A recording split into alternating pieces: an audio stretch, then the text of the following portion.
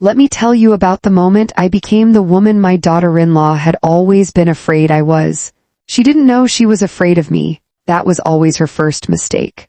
She had spent 3 years mistaking my patience for weakness, my silence for ignorance, my grace for surrender. She had confused the fact that I had never retaliated with the idea that I was incapable of it. On the evening of my 68th birthday, in front of 30 people who had gathered in my backyard to celebrate the life I had built over 6 decades, she found out exactly how wrong she had been. The birthday cake was lemon. My favorite. My daughter Clara had driven 4 hours to bring it from the bakery I had loved since before she was born. 3 tiers, buttercream, 68 candles that Clara had arranged herself, crouching over the table with the concentration of a woman doing something that mattered to her. My daughter-in-law's name is Serena. She is 34 years old, beautiful in the way that people are beautiful when they have been told so their entire lives and have organized their personality around it. Since the day my son Marcus brought her home 4 years ago, she has treated my house like a hotel she hadn't chosen and me like the staff. She elbowed the cake off the table at 7:14 p.m. I know the time because I looked at my watch when it happened. Not because I was tracking anything. Because the gesture of looking at your watch when something shocking occurs is, I have learned, one of the ways a 68-year-old woman keeps herself from doing the first thing that comes to mind. The cake hit the patio stones. 3 tiers of lemon buttercream, 4 hours of my daughter's driving, 68 carefully arranged candles, all of it, across the flagstones in a single second. Serena looked at it. Then she looked at the 30 people looking at her. Then she said, "Oops. Not sorry, not oh my goodness. Not any of the things a person says when they have genuinely made a terrible mistake and feel the weight of it. Just oops, light as air." Delivered with the faintest smile at the corner of her mouth that only I, standing directly across from her, was positioned to see clearly. The patio went very quiet. I looked at the cake on the stones. I looked at Serena. I looked at her Gucci bag, the tan leather one with the gold hardware, the one she mentioned the price of when she bought it, the one she carried the way some people carry evidence of their own importance.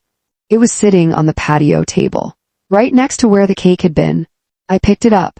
I want to be honest with you about what happened in the 2 seconds between picking it up and what I did next.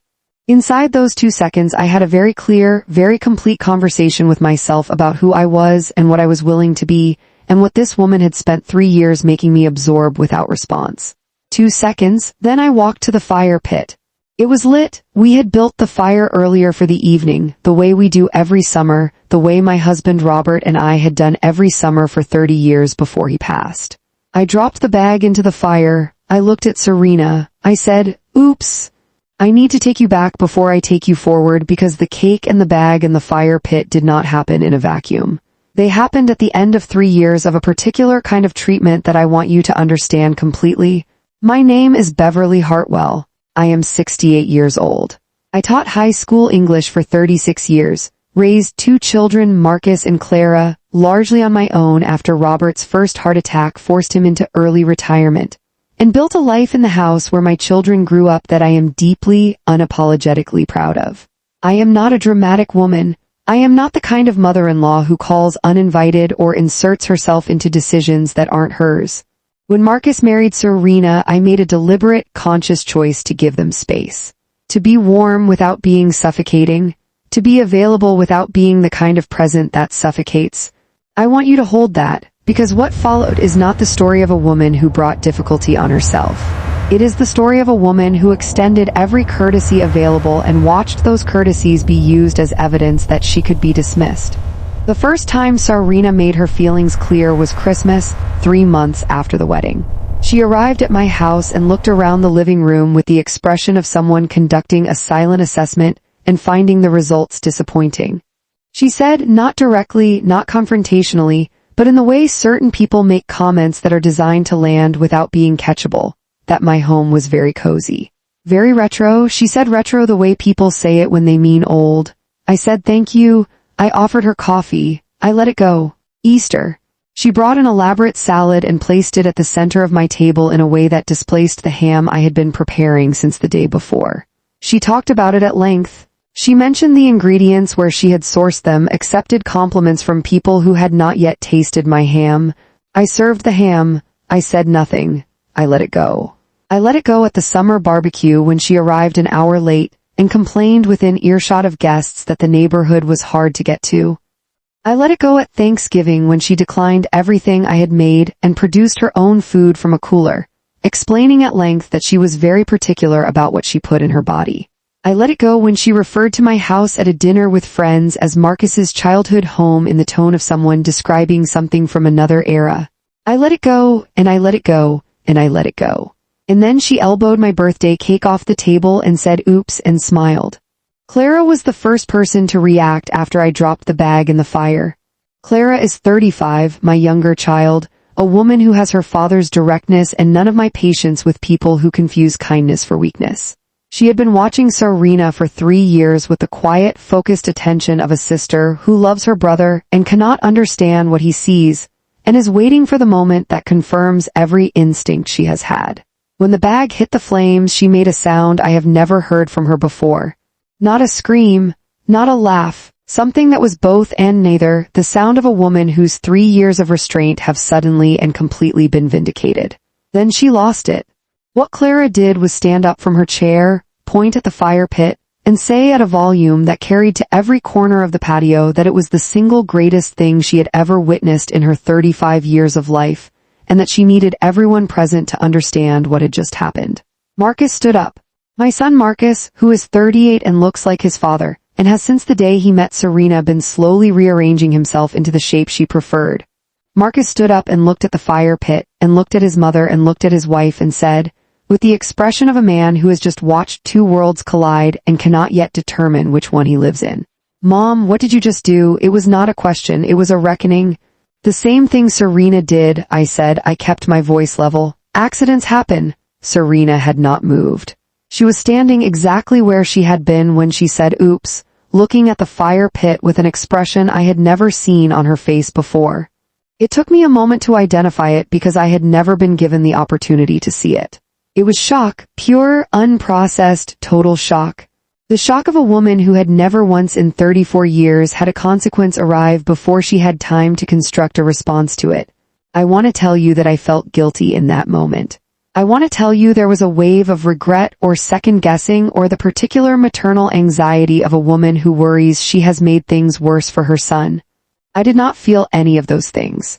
What I felt was the specific, physical relief of a person who has been holding something very heavy for a very long time, and has finally, set it down. The patio sorted itself out the way patios do after something seismic. Slowly, in clusters, people finding reasons to move or refill their drinks or suddenly need to be somewhere that was not directly in the center of what had just happened. My sister Margaret, who had driven in from out of state for my birthday, caught my eye across the patio and raised her glass to me without expression. Margaret has known me for 68 years. She understood what had just happened better than anyone there. My neighbor Dot, who has attended my birthday parties for 22 years and watched Serena arrive at the last 3 with the quiet cataloging attention of a woman who misses nothing, reached over and squeezed my arm. She did not say anything. She did not need to. Marcus and Serena had moved inside. I could hear them through the kitchen window, not the words but the texture of the conversation. Serena's voice high and sharp. Marcus's lower, slower, the voice he uses when he is trying to manage something beyond managing. Clara appeared at my elbow with a glass of wine. Mom, she said. Don't, I said. I just want to. Clara, she handed me the wine. She sat down next to me. We looked at the fire together for a while without speaking. She's going to make this very difficult, Clara said finally. She's been making things difficult for 3 years, I said. At least now we're being honest about it. A silence. Then, the bag was real Gucci. I know, I said. I saw the receipt when she left it on my kitchen counter at Easter. Clara stared at me. You knew the whole time? I knew the whole time. She looked at the fire. Then she started to laugh, the real kind, the helpless kind that has been waiting a long time and will not be contained. I watched my daughter laugh until she was wiping her eyes, and something in me that had been wound tight for 3 years loosened just enough to let me breathe fully. Marcus came to find me an hour later. The guests had thinned by then. He sat down across from me in the corner of the patio that had always been my thinking spot. He looked like his father in that moment more than he ever had, the set of his jaw, the way he held his hands, The expression of a man trying to say something true in a situation where truth is going to cost him something. "Mom," he said. "Marcus," I said, "you burned her bag. She broke my cake. It's not the same thing." I looked at my son for a long moment. The son I had raised largely alone through his father's illness and recovery, and the long middle years when money was tight and patience was the only resource I had in abundance. The son I had driven to every practice, attended every performance, sat with through every heartbreak before Serena. The son I had loved without condition for 38 years. "Marcus," I said, "I have been coming to this house, my house, every Christmas, every Easter, every summer, every birthday for 3 years and absorbing everything your wife has decided to deliver. I have been gracious. I have been patient. I have extended every courtesy I had available. And tonight, on my birthday in front of 30 people, she knocked my cake off the table and smiled. And you want to tell me it's not the same thing?" Marcus was quiet. "I am not angry at you," I said. "I am not asking you to choose, I am asking you to see there is a difference." He looked at the fire for a long time. The bag was completely gone, nothing left of it now, just the fire doing what fire does. "I don't know how to fix this," he said. "I know," I said. "That's because it's not yours to fix, it's hers." Serena did not speak to me for 6 weeks. I want to be clear that those were 6 of the most peaceful weeks I had experienced in 3 years. Not because I wanted estrangement, I did not and do not want that for Marcus or for the grandchildren I hope to have one day. But the silence was clarifying in the way that silences sometimes are. It drew a line. It made visible something that had always been present but obscured by the pretense of cordiality. On a Sunday evening in late August, 6 weeks and 2 days after the birthday, my doorbell rang. It was Serena. Alone. Without Marcus.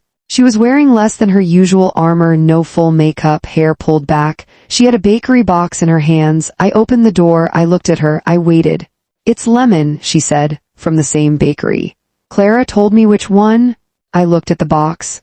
Then I looked at Serena's face. Something was happening there I had not seen before, not the polished surface she usually presented, but something underneath it. Something younger and less certain and genuinely uncomfortable in the way people are uncomfortable when they have no practice script for what they are doing. "May I come in?" she asked. I stepped back from the door. She sat at my kitchen table. She put the bakery box down and looked at it before she looked at me. "I owe you an apology," she said. "A real one." I waited.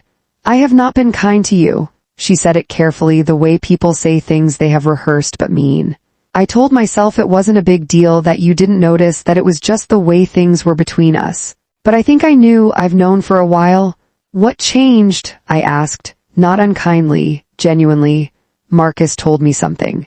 About his dad, about the years when you were doing everything alone."